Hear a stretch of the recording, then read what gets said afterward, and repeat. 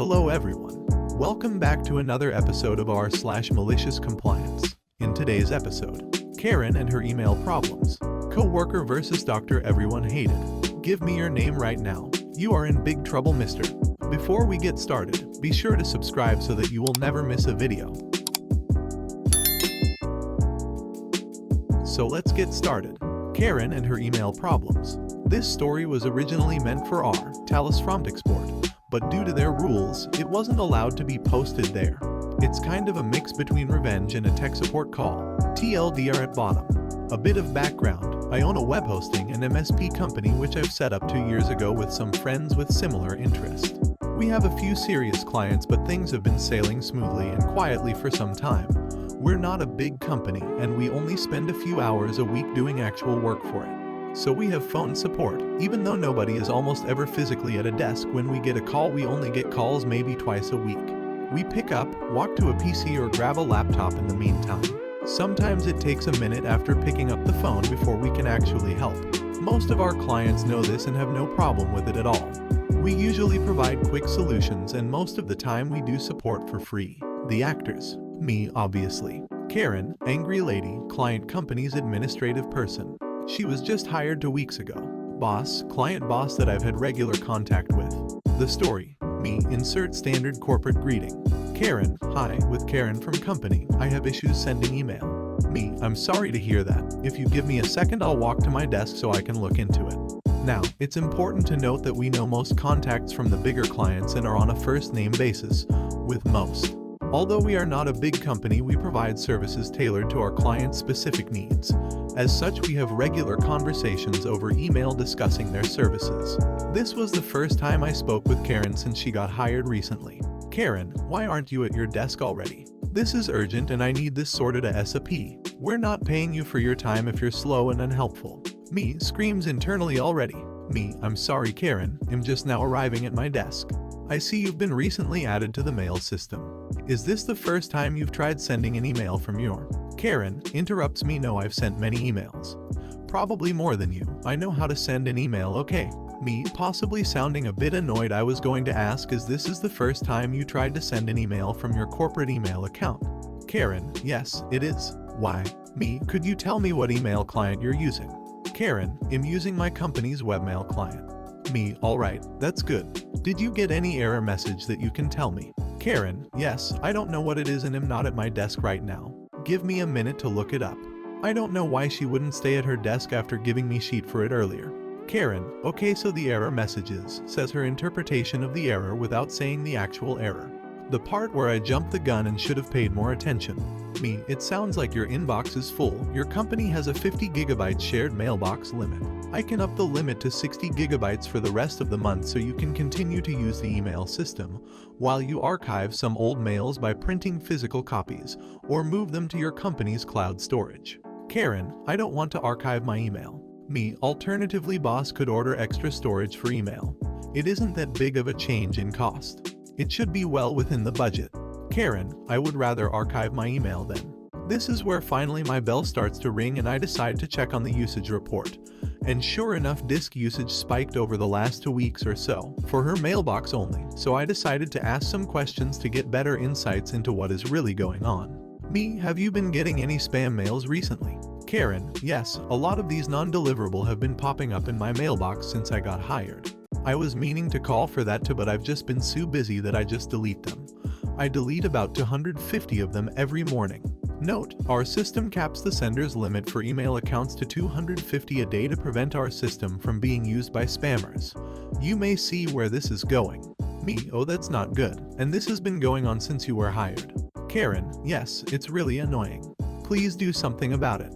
Me, I will look into it now. Please stay on the line while I put you on hold. I dig up the SMTP log for her user account and sure enough, every day for the past 2 weeks or so at midnight 250 emails are sent. Like clockwork, most of the sent emails return as non-deliverable mail due to spam flags. Now, this is a mailbox that they use for their administration, meaning they get their invoices and appointments in there. She recently gained access rights to the mailbox, which is when things started to go wrong. Me, hi Karen, are you still on the line? Karen's phone plays hold music. In the meantime I start investigating further. I change her password and gather everything I can find from our system regarding Karen's administration mailbox and normal user mailbox. 20 minutes pass without the holding music taking a break. It's really annoying, so I hang up and call back. Boss picks up. This is where things start to go to shit. For Karen, boss, insert client's corporate greeting. Me, my corporate greeting. I was just at the phone with Karen. I think her mailboxes might have been compromised for the past 2 weeks. Boss, oh, that's interesting. I'm with Karen right now. She has been in my office for the past 20 minutes telling me how you were rude to her, and that you refused to help her, and that we should find a different company for our needs. Me, am sorry for any inconveniences that I may have caused. However, a hacked administration mailbox is a very pressing matter. I have spent the past half hour digging through logs, and I've come to the conclusion that almost directly since Karen was hired, spam started to be sent from the inbox. I think she might have used a weak password. Boss, alright, hold on. Boss, returns from a 5-minute hold. Okay, so I have asked Karen about this, and she used generic dog name as her password. What does need to be done to take care of this issue? We do enforce a default password policy for all accounts on our systems. Our clients can disable this for email accounts by checking a box on the email account. Since Karen is their company's administrator, she was also tasked with creating and deleting email accounts for their colleagues. She edited her own email account to allow for insecure passwords. Her dog's name obviously didn't match the requirements, and she thought it was unfair for another company to dictate what password she could use for her corporate email account. Me, well, I have spent the past half hour looking for information regarding this breach. It is evident that spam has been sent from corporate domain. I cannot find any evidence that the hackers accessed mail in the mailboxes. However, I cannot conclude that they didn't either. Boss, so you're saying they may have our entire administrative archive due to Karen's poor judgment calls for passwords. Me, that is basically what it boils down to. Unfortunately, there is no way to know this for sure. We don't log access to specific mails or folders. Only authentication attempts, sent mail and received mail. I have no way of knowing if they downloaded or looked at any of your mail. I would advise you to change all passwords of every account with every site and system you use, just to be sure this doesn't result in any further breaches. Boss, that will take ages. I'll task Karen and some others to start doing this directly. Me, well, we use a corporate password manager. This might be a nice solution for your company, as well as it would allow for you and your colleagues to store passwords securely and give extensive permissions to who can see which passwords. It'll also allow you to easily keep track of all accounts that your company has. And since you don't have to memorize the passwords, you can use different and very secure passwords for everything without any issues. Boss, yes, please. Will you put an order in for me? I need this for all my employees. Me, will do. Anything else I can help you with? Boss, yes, I need some accounts terminated, but I'll send them to you in a bit.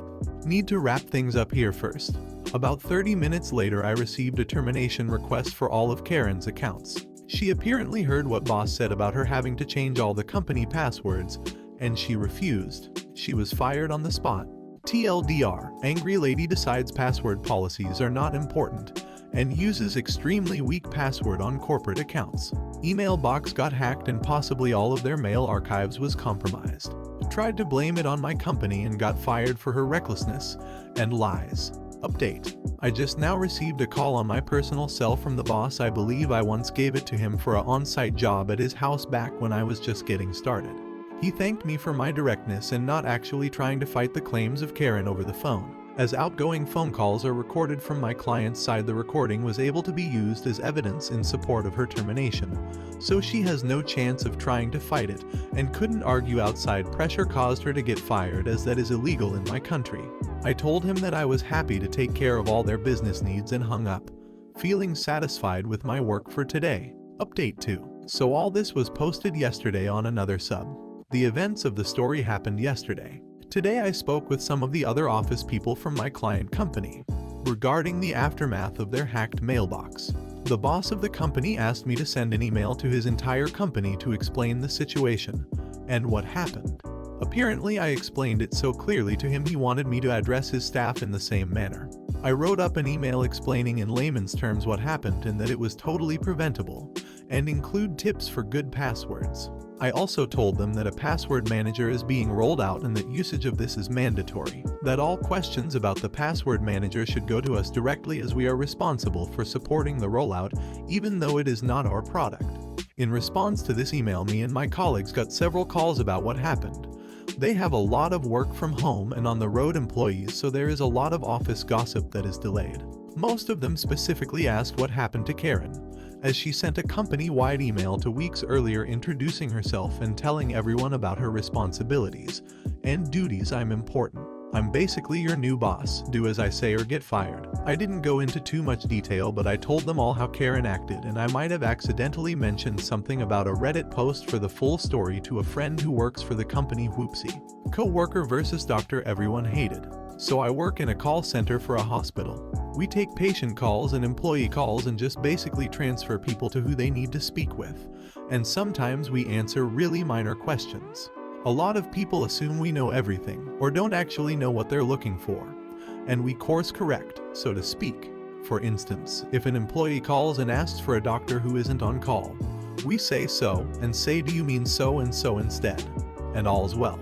But around the time that I started, there was a really nasty resident doctor in training who was awful to everyone. Rude, didn't listen, yelled a lot, and just generally thought that his sheet didn't stink. He would frequently ask for things that didn't make sense, or would ask for the wrong person, and just generally didn't know what was going on, but would act like he was superior to everyone. He also really didn't like or respect women, so it was particularly hard for us to try to explain anything to him. One day, he wouldn't listen when my coworker tried to explain that the person he was asking for wasn't the person who could solve the problem he had. Instead of letting her even get any words out, he just lectured her and demanded she do what he asked. Anyway, I didn't realize it was malicious compliance at the time cause I was pretty young, but it makes me laugh now. My coworker decided to start giving him only exactly what he asked for. You've asked for a doctor who's not on call. Great, you got it, doc. Aw crap, he yelled at you because he wasn't on call. That's awful. You've asked me to stop paging you with the same number so frequently. No problem. Oh damn, you forgot that they wanted you because you only got one of the pages. That sure sucks. You want us to page a team that doesn't exist on the weekends, and therefore the corresponding pager isn't carried by anyone. Oh, what a shame no one answered you. I would never have had the balls to do it, but the level of confused rage she worked him up into that day sure was hilarious to hear about, especially because he was too arrogant to admit he was the problem, but couldn't fault her for doing exactly what he asked. Give me your name right now. You are in big trouble, mister. Disclaimer, I'm not an English native speaker, so please bear with my level of speech. When I was 20, I was going through my studies, and to make it possible I used to work often in my father's small construction business, around 40 employees. I've been working there all summers since I was 16, doing various jobs like warehouse clerk, plumber, accounting, etc. At the time I was managing HR contracts and part-time employees and such, and was often working after office hours since I needed to attend class during the day 3 days a week. One day at 8 p.m., I get a call from one of our customers asking details about a work site and employees working there. I politely decline, saying that I'm not allowed to give him those information since I'm only working part-time, don't know him, and so can't confirm his identity.